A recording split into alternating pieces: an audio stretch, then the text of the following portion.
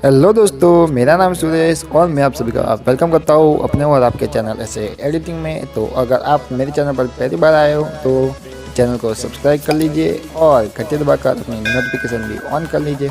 अगर आप मेरे साथ पहले से ही हो तो वीडियो को लाइक कर दीजिए, शेयर कर दीजिए और आपका कोई भी सवाल या सुझाव हो तो नीचे कमेंट कर दीजिए। तो चलिए एडिटिंग शुरू करते हैं। बैकग्राउंड और पीएनजी फोटो डाउनलोडिंग करने के लिए इस वीडियो को पूरा देखें। 4 अलग अलग जगह पर नंबर आएंगे, वही आपका पासवर्ड होगा, इसलिए वीडियो को पूरा जरूर से देखें।